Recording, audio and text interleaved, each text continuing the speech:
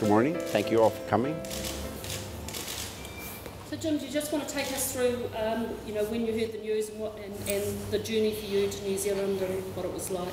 Oh, gosh. Obviously, we were back in the States, and we get the phone call no parent ever wants to get, hearing about my son-in-law and my daughter.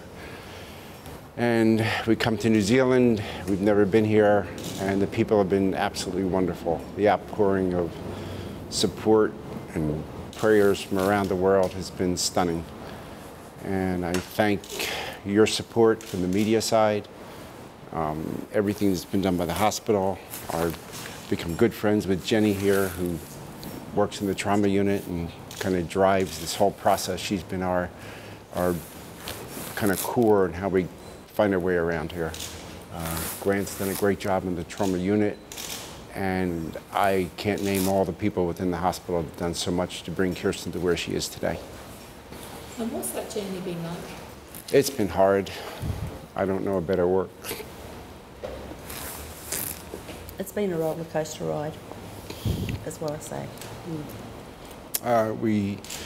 We're thankful for everything that Kirsten is recovering so well in the last few weeks.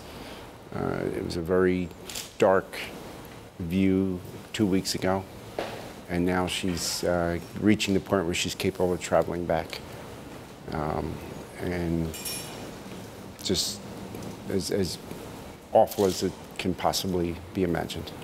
She gets better every day. Every day, more of her life comes back to her, and she's more and more capable of looking at a full life again. She's recovering far quicker than anyone has predicted to date. Every day they say she can do something in a week or two, and she's doing it in a day or two. She went to an all-women's college in the U.S., and they build strong women there, and the support of the team here, the PT people, the OT people, the trauma team, continually surrounds her with more and more support. She was in a coma for 2 weeks, and since coming out of the coma, she's recovering all her everything. She had some broken bones, and primarily it's the brain injury that's really what she'll struggle with for a while. Her memory is scattered right now for a recent time period. She's aware she's been in an accident and she's recovering. So she's not aware that her husband is gone? We're not 100% sure. The good news in my life is I knew nothing about this type of injury a month ago. Now I've learned a lot more, and especially with counseling from people like Jenny and Grant and the neurology team here, there is no pattern that everyone follows. By all accounts, she was in a pretty terrible state. It was a massive high-speed crash. She had multiple injuries.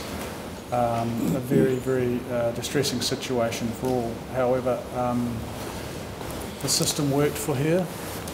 It's never perfect, but I think it did work.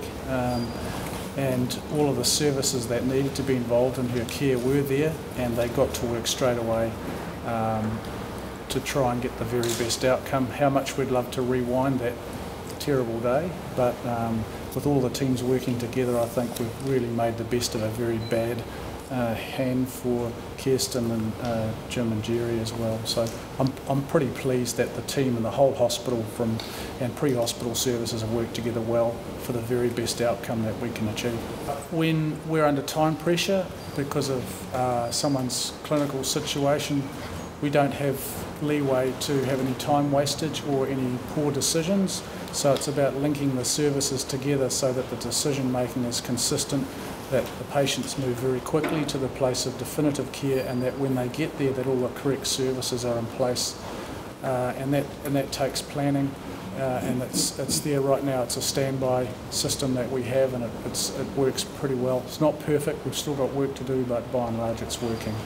I think one of our roles is to get in pretty quickly with the family and go through the system with them. Jenny's on the floor with the family, gets to know them very well, and our team, to make sure that those needs that are not just medical needs are met, and that makes a big difference to the family and also to the patient. I think Kirsten's benefited from having Jim and Jerry there and being looked after, and it's made it's been better for her as well. It's always a good thing to see people get well, and that is rewards in this job. And I don't think that we always, we don't always get to see some of those rewards, but I think that on a whole the patients and their families are amazing. And if it wasn't for the family support of patients in these conditions, they wouldn't make the outcomes that they have. And that goes for all the patients that we have under our service over the last 6.5 years that we've supported and cared for. I can just see Kirsten as kind of a star, really, just like lots of others. There's always lots of teams feeding into patients. They can have up to 7 different teams feeding into them at a time. And so you need that coordination and overview of what's happening with the patient, and giving the information and keeping communication is really important. If you don't have good communication to the families, when a patient's unconscious, you run into trouble because they don't know what's going on. So it's a big team effort actually, right from the roadside, until they leave their hospital. Yes. There's only 2 people who are involved with every aspect of what's occurred here. As much as everyone tries to help, they have other patients, other jobs, other responsibilities. And so supporting what Jenny said is, we're the only people who see every doctor, every nurse, every procedure, everything that goes on, and we feed that back and adjust accordingly. We want to get her back to her life the way is she was a vibrant, loving woman. My daughter. She's perfect like every other father's daughter. So she's vibrant, lively, all her friends talk about her sense of humor, her joy to be around, how supportive she is to her friends. We received hundreds of emails, which Marianne Gill, there she is, which she's forwarded us literally hundreds and hundreds of emails and letters that have come in from virtually every continent around the world, of people just talking about how they met her. They knew her in college, they knew her in high school, they knew her from various communities. They emailed us every day. And how did they enjoy it? Just fabulous. It's the heart-rending part is Kallan was happy and joyous up until that moment. The people seem wonderful. It's to get such sorry, but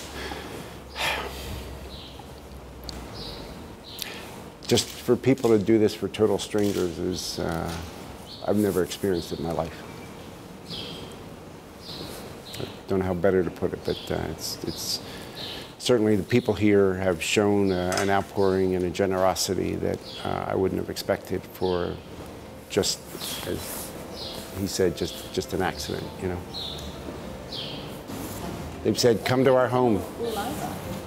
It's been in North Island, South Island. People said, if you get down here, we'll put you up for a few nights. Or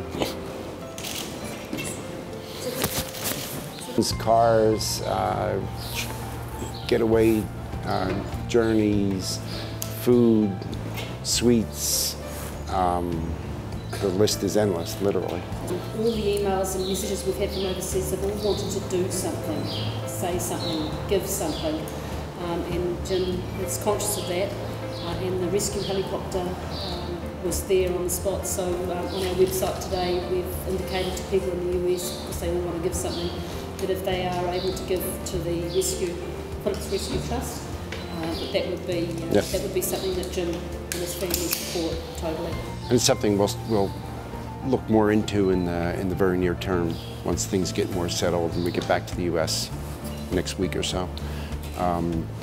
When we review all the people that were at the scene, the midwife who held Kirsten, the police who were there that coordinated the efforts, the rescue team that flew down there, and we are highly cognizant of the dangers involved with all that.